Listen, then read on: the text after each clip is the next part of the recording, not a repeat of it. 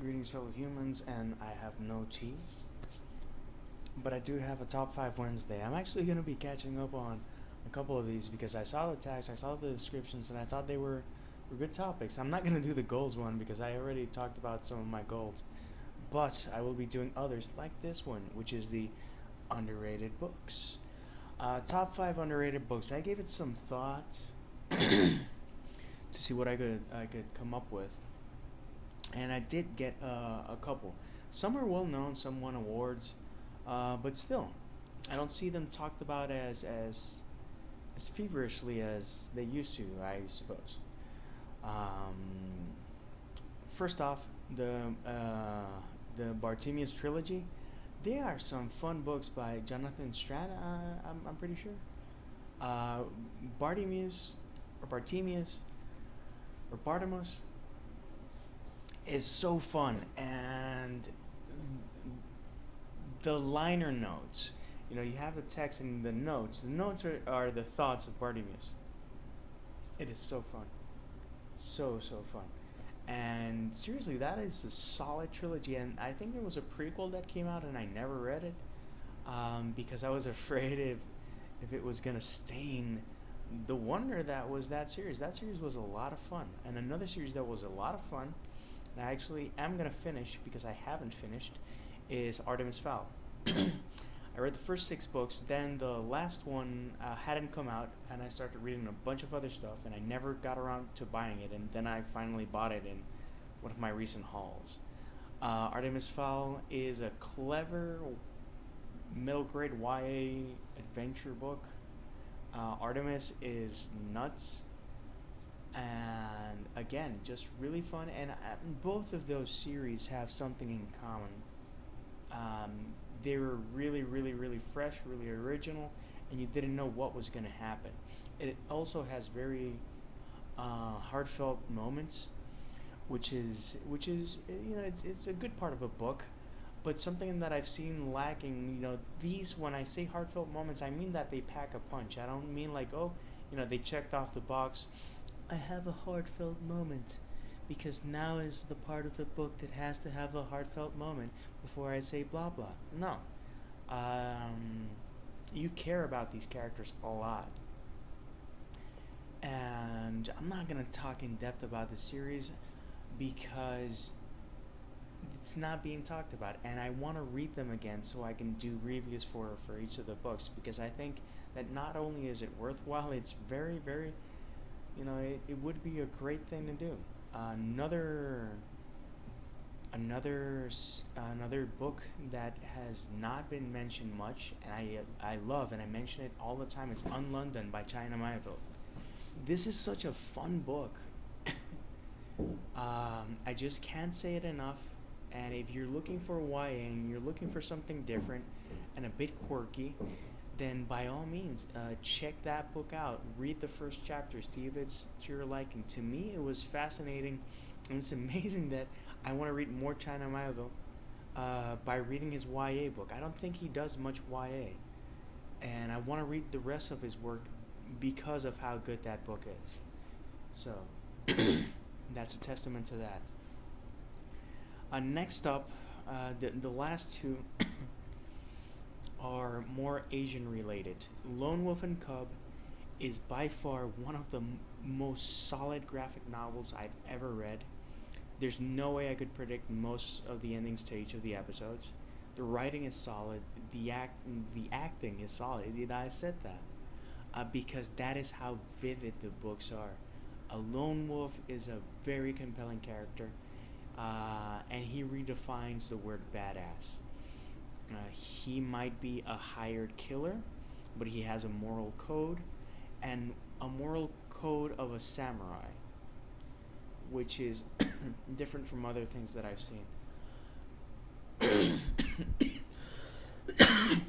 Eventually, I'll stop coughing. Eventually. But for now, let me gush a bit more about Lone Wolf and Cub. I've read the first 2 omnibus collections, and wow, is just so solid, and the artwork is great. And one of the last people I would want to face in a battle would be that guy.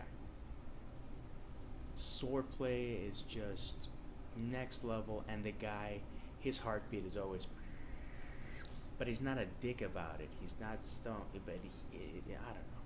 You really have to check that one out.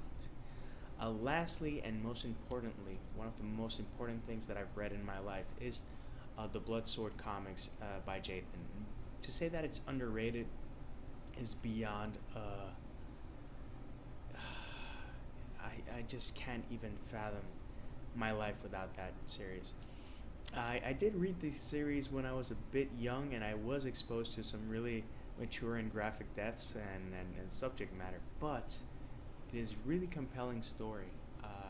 Hirohua is just this damned hero.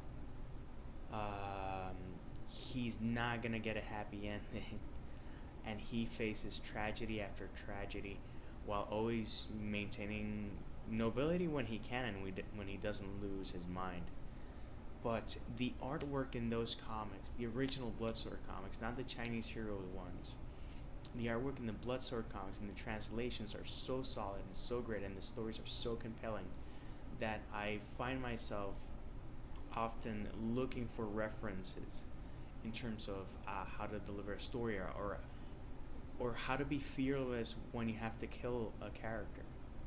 They, in that series, if people talk about Game of Thrones, read the Bloodsword, and you'll see some really unforgiving and cruel deaths of great people that you are so fond of. They're like, there's different sagas within the series, and each one is extremely compelling. The villains are super creative. Their fighting styles are very creative as well. The fight scenes are amazing, and again, very graphic. A lot of what I get from my battle scenes and my fight scenes, some people have said, "Oh wow, that was graphic." That's a nod to Jademan Comics, because they would know to take someone and rip their jaw off, or have another character. One of the most compelling scenes that I can remember, a Sword Patriarch was a character that was the leader of China House. There was I forgot the name. I haven't read this in years, but there was a killer that was blind, and he could control people's heartbeats. The closer he was, the more he could manipulate it, and he would basically have a heart attack. And this is a huge spoiler, but if you read the entire series, you're gonna forget. Sword Patriarch faces off. He's about to die. The guy takes him into the water because he was near a cave that was near water. By being in the water, it's like electricity, so his powers intensify. And Sword Patriarch, in the last attempt to do something to help the others, because he's gonna die, he takes all his strength and bashes himself in the chest, basically blowing his chest wide open to take all that energy and shoot it to the assassin. But that's how compelling and graphic it is. Self-sacrifice, nobility, and it does give a good insight towards Asian people coming to the U.S. and how the things they have to face stateside. One of my best friends is Asian, and I'm very fond of him. And just to see the things that his family had to face. I have another friend who's an author, Jack Chen, who's a brilliant writer.